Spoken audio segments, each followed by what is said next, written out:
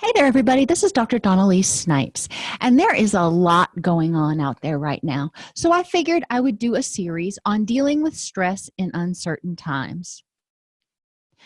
Right now, we have got a ton going on in politics. The stock market has just taken a complete dump lately. The coronavirus, we just don't know what to expect from it. And then there's also those looming things that we've been talking about for years, including the environment and community violence. Everywhere you look, it seems like there is something stressful or chaotic going on. So, how do we handle that so we can still be happy and we don't let the stress tear us up inside and cause stress related illnesses? Well, there is no one way to handle it effectively. Each person is going to have their own strategies that work, but I'm going to give you several strategies that you might try. The first one is to take 10 minutes each day to focus on what is going well and the good news. 10 minutes. That's all I'm asking at the end of the day, at the beginning of the day, whenever you want to. 10 minutes where you tell yourself, I'm not going to think about anything negative. I'm not going to get online where I might see something negative. I'm just going to think about what's going well in my life. My kids are healthy. My car got me to work today. I've got a job. Whatever it is that is going well in your life, ponder on the things that are going well and how things are, on a scale of 1 to 5, 1 being completely crappy in every aspect, 5 being completely awesome and your dream life. Where are you right now? Most likely, you're probably somewhere around a 3, hopefully, maybe even a 4. But when we focus on the news, when we watch the news every day, when we get on social media, we can forget the things that are going well in our life, because when we are distressed, when we're angry, anxious, depressed, our mind, our brain is primed to notice the negative things and ignore the positive things. So that's one of those tricks that we need to do, is force our brain to also notice the good things. When you identify a problem, such as politics or the stock market or whatever, identify something that's going well. I don't like the fact that the stock market took a dump for the 3rd day in a row, and I know a lot of people are going to be really stressed about their retirement accounts and yada yada. Well, we can get stressed about that, but is that going to change the fact that the stock market took a dump? No, it's not. So, all right, I've identified a problem. Now, let me focus on identifying something that is going well in my life to kind of counterbalance it a little bit, so I'm not stuck in that place where I'm feeling like, quote, everything is going badly. I'm forcing myself to recognize that some things are going well. Limit your exposure to the news, please. They say the same thing over and over and over again, so it can feel like it's never-ending crisis and chaos. And the news, for whatever reason, has decided that what they're going to report on are always the worst things: the fires, the shootings, the car crashes, the coronavirus. Anything that is going to get you upset is what the news thinks they're going to report on.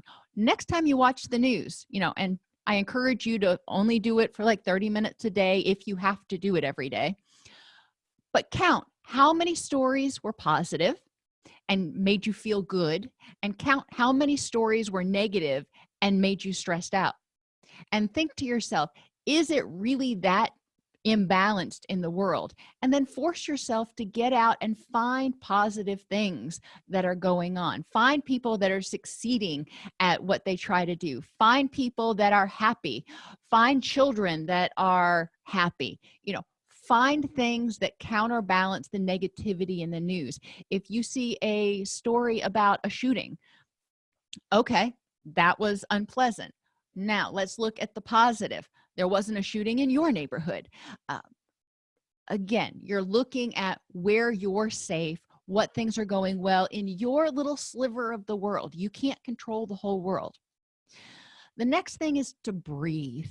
And I know that sounds weird, but when we get stressed, we tend to breathe shallowly and rapidly, so we don't get full oxygenation.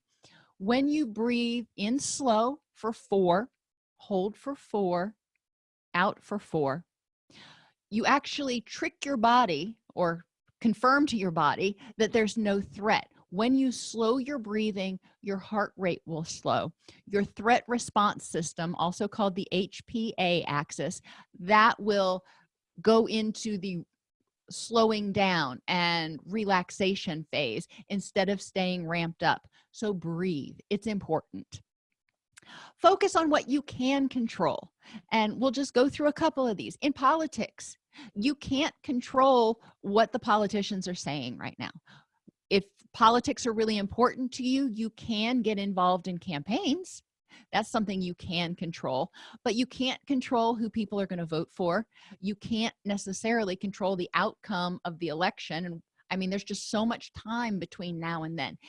Getting all fired up about the possibility that something's going to happen isn't going to do you any good. If you are passionate about it, use that energy to get involved. The stock market, you can't control the fact that it took a dump. It took a dump, and that's just the way it is. What can you control about it? Well, you can sell now and take a bunch of losses, or you can realize that there's a lot about the stock market for the majority of us that we can't control, and we're just going to have to ride it out. So what else can I control? I can control my spending. I can control other aspects, so I make sure that I have the ability to ride it out until the stock market comes back up. The coronavirus, I can't control if it comes into the US. That's way beyond my ability. The president can't even control whether it comes into the US. We just don't know enough about the virus. What can I control? I can control whether I wash my hands. I can control how many public places I go out to. There are a lot of things I can control to make sure that I and my family stay safe. The environment, community violence, same sort of thing. We want to look at what can we control. I can't personally stop global warming. I can recycle. I can reuse things that are able to be reused. I can do as much as I can to reduce my carbon footprint. There's a lot of things that I can do in my little sliver of the world, but I can't change the world all by myself. And community violence. Yes, there may be a shooting. It's like every time I turn on the news here in Nashville, it seems like there's always a shooting somewhere. Okay, well, that's unfortunate. However, in my neighborhood, in my city, there isn't. What can I do to keep myself safe and keep my family safe? Because that's what's important to me, is keeping my little sliver of the world as positive and safe as possible. And that includes my community, being aware of strange cars that are coming in and out of our neighborhood and things. Those are things I can do. I can't have much of an effect on things that are happening 30 miles away.